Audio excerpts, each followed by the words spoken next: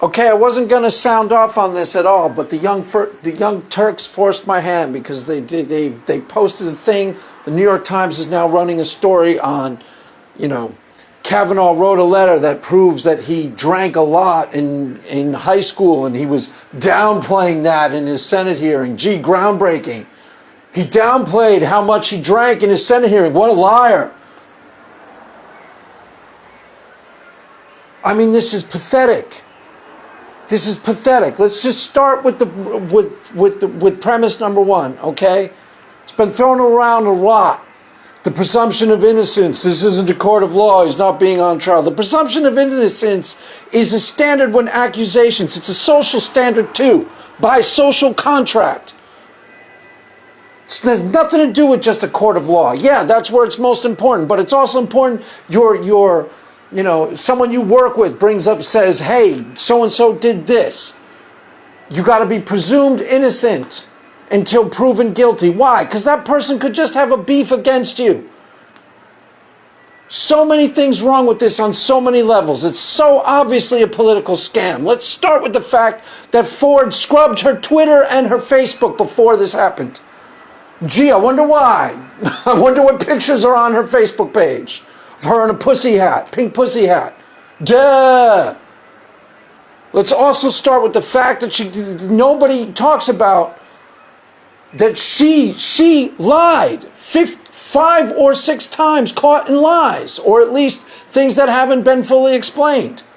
I didn't go because I have a fear of flying. Well, you've been flying for years. Yeah, I'm lying. What the hell does that even mean? How does she get away with that? Because the media wants him taken down. So the media rallies around her.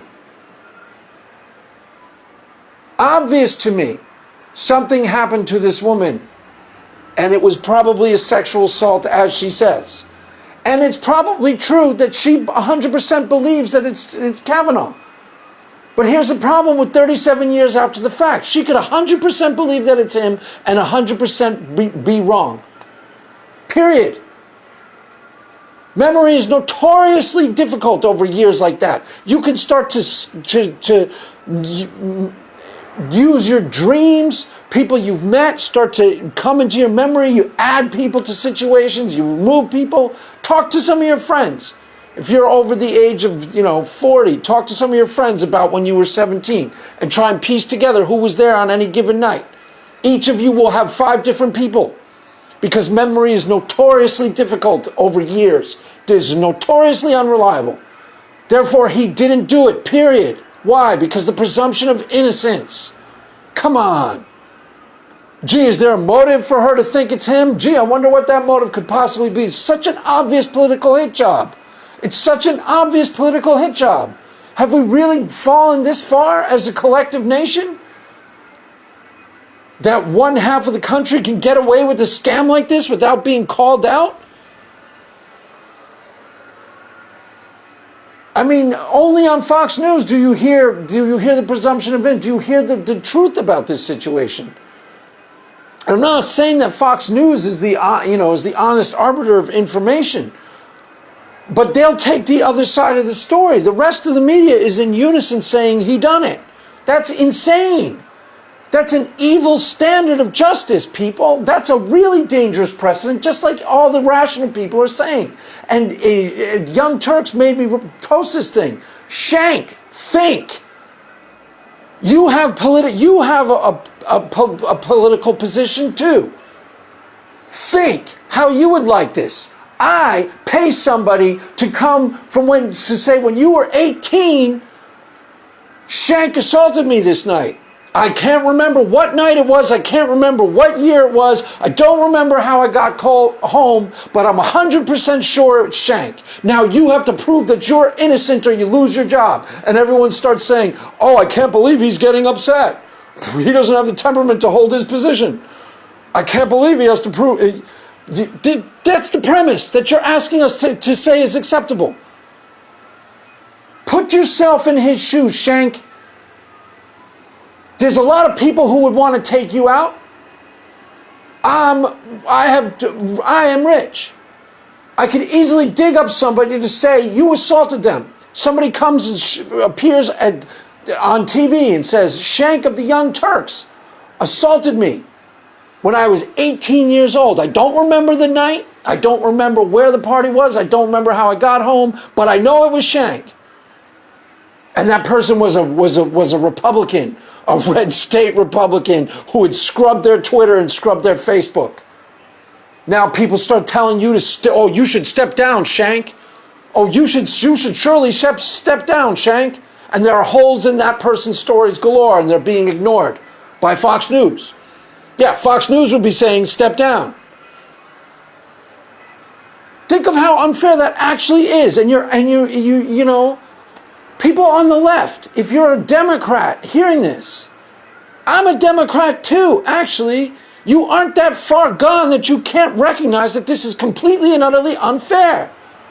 I cannot honestly believe that people can't recognize through a partisan divide. We aren't that far gone as a nation. Don't tell me that we are, because I know that we're not. This is completely and utterly unfair. Turn it around and you'll see. Pretend it's freaking Shank. Someone appears at 18 years old who is a Republican, a conservative Republican, says Shank assaulted me. And she's got no evidence. Would you say, Shank, step down? You better quit. You gotta quit your job, Shank. What? It's not a court of law. It doesn't matter. You're not going to jail for it. Just quit your job. That's the exact premise that we're being asked to accept. And you're supposed to not see that it's unfair, because why? Because you don't want him on the Supreme Court. Tell the goddamn truth.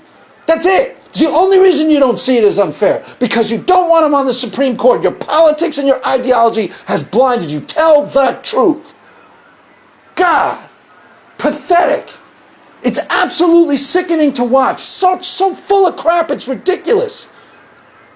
Why did Dianne Feinstein hold on to it for 6 weeks? I'll tell you exactly why she held on to it.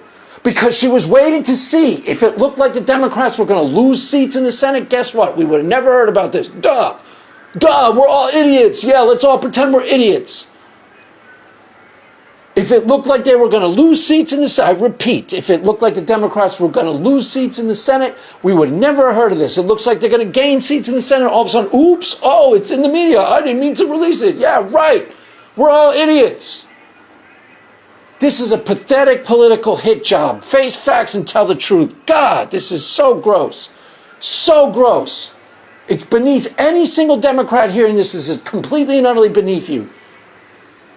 And it's a bastard, it's a complete farce. You're making a farce of the Me Too movement. We're supposed to relieve women because they have credible evidence and they tell credible stories, not just because they're little helpless girls. Oh, they're little helpless girls who can't. Oh, we got to believe them all the time. That's infantilization of women. It's pathetic. Turning the Me Too movement into a joke. Honestly, you're turning the Me Too movement into a joke. This is exactly why people don't trust stories like these. You're gonna send it all back 15 years. Now, if a woman is telling a thing like this, we're gonna automatically not believe her. Why? Because this woman could easily be wrong, people. Easily. 37 years after the fact, or 36 years. It's so easy to not be right.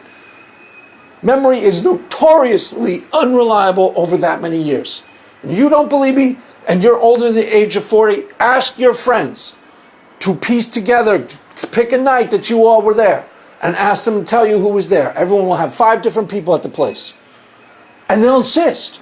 Oh, yeah, no, Johnny was definitely there. Johnny was definitely there. I remember it clearly, and they'll know for a fact that that was Johnny who was there, and he wasn't.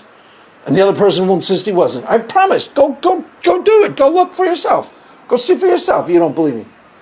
Over the age of 45, you can do the experiment for yourself.